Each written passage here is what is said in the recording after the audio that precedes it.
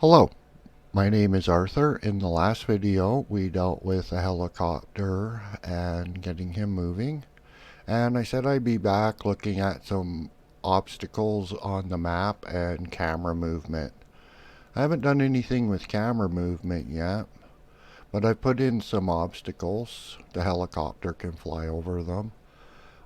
Notably, the helicopter is displaying some issues with his navigation. I'm not sure if that's a bug that's been in there all along or something that's come in since I've introduced navigation. He's flying off the map a little bit to end up back at his home destination, which is not what I would expect him to do. But that's a little bug that I'll sort out later. For now, we'll look at the navigation, and hopefully that's something that's a little bit different than what is presented in other videos. I used Navigation 2D in the Polygon instance to do the navigation. Most of the tutorials that I see about that involve moving the character always along a navigation path. What I would get from that is if I clicked over here on the map, the unit would plot the shortest course. But that's not what I want them to do. What I want them to do is move towards the click point, encounter an obstacle, and then navigate around it. So that's what I got working, and we'll look at how I did that. The one thing I discovered is that 8 direction movement doesn't work on this type of navigation. So that's discarded at the points where they're navigating around the obstacle.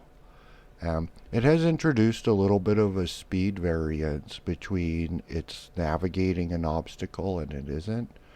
And I'm pretty sure that I'm just going to have to compensate for that speed difference with some type of a little offset in the physics process.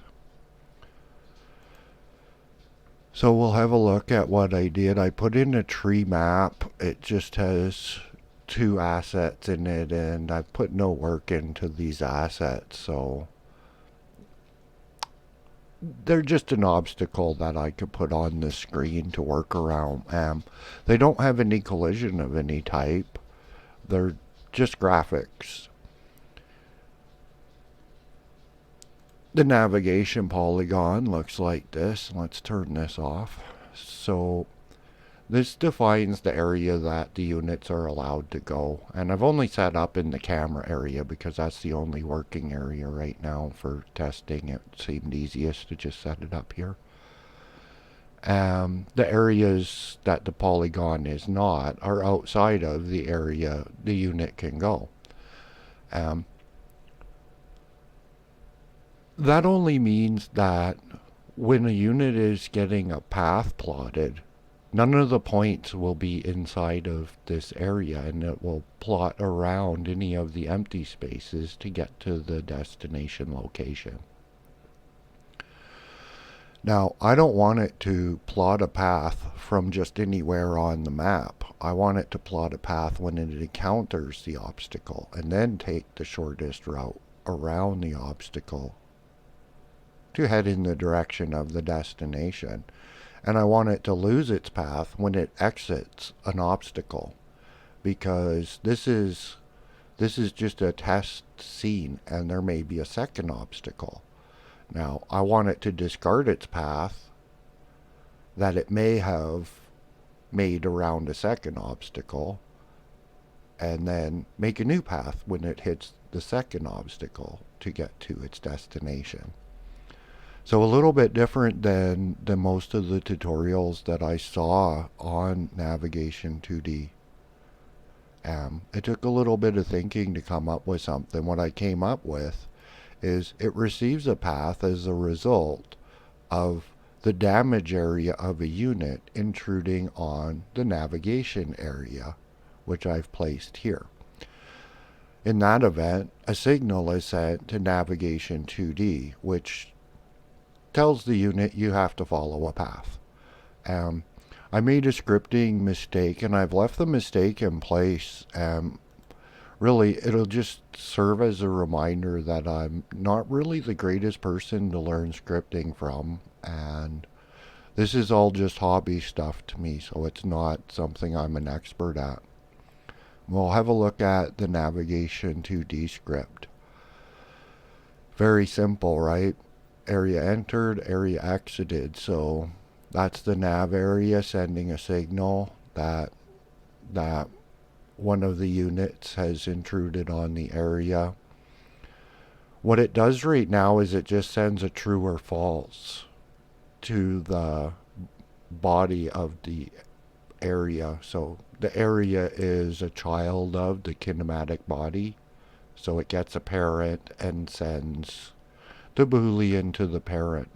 What it should actually do is it should query the parent with something like target equals body, and then a function that returns the body's target destination, so it's move target, and then calculates the path here, which is the proper place. This is where the path should be done, but that's my script mistake. And when I'm doing script, sometimes I don't think, and sometimes I do something that is bad practice that should cause me to go, is this where I should be doing that?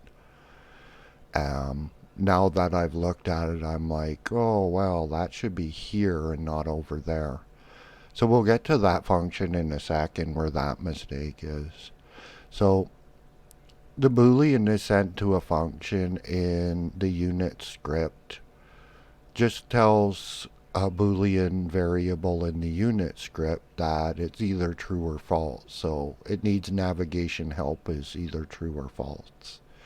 And that Boolean will stay in place, but the function is likely to change names and become something that returns the move target to the navigation script.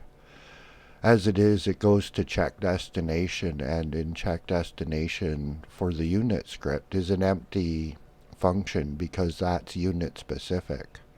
In the case of a helicopter, it's going to go, no, I don't really need any navigation help, and flip it to false right away. And then the helicopter will fly over the forest like it should. For the soldier, this is where the mistake is. It sets up the path in soldier. My understanding is get parent, get node. This is just typing this out should make me question whether this is the right place to be doing that, because my understanding is that talking up the script like that is not the best practice. So this will need to be moved. Anyways, all it does is get simple path, takes the position that the unit is at, the position, target position that it's moving to, which is what was sent to it. Value is the target position. And it calculates a path around that obstacle. So basically it calculates a path that remains within the area that it's allowed to remain in, is another way to say that. The first position in the array it creates, it's an array of destinations to plot a path. The first index in that array is actually the unit's current position, so that's just removed immediately. And then the move target is given the value of the new first index in the array. In the event that a unit has exited the navigation area, it's turned to false. I have it to check the size of the array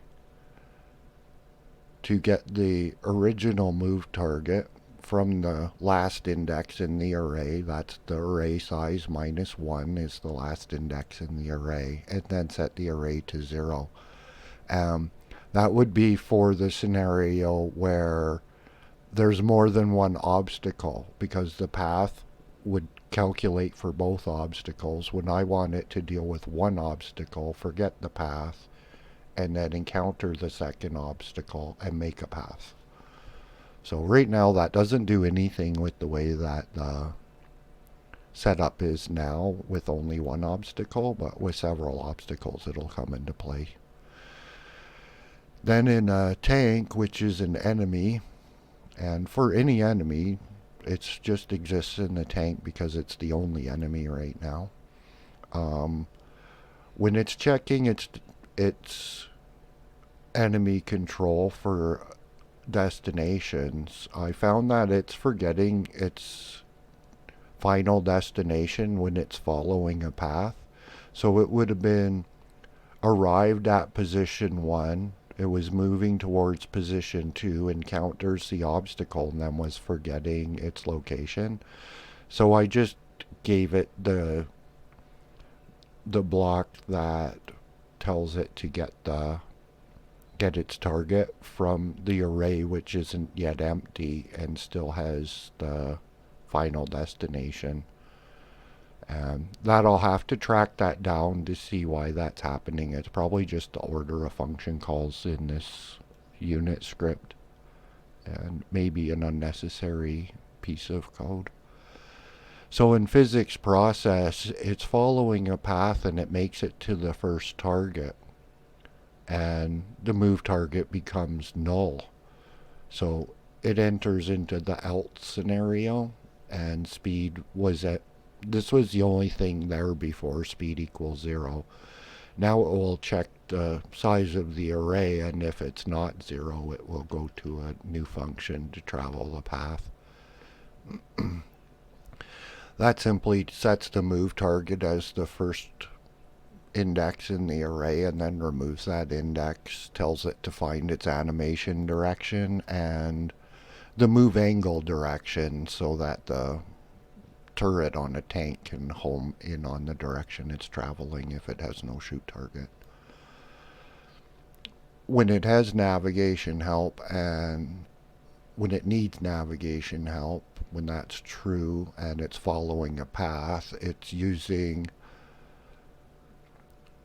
the motion that is not 8-direction motion. So this is a standard click to motion where it will follow whatever angle is to the move target instead of one of the 8 angles to get to the move target. And it'll look for a move direction so that the animation can play in the closest animation to the angle it's moving at. And if it doesn't have a path, it's just using the old follow the 8 directions along the Cartesian adjustment for the vectors, because these vectors have to be adjusted from Cartesian to isometric so that it moves at the right pace and in the right direction. And that's about it for the script changes and the script mistake. In the next video, I'll be looking at doing a river, and maybe we'll do like a not beautiful graphic of a river in the style of a tile map. And we can look at how a tile map can be made in Blender procedurally and to come up with all of the 16 tiles for a standard path or road map. And we'll just do that with a river. So I hope this was useful, and until the next video, take care.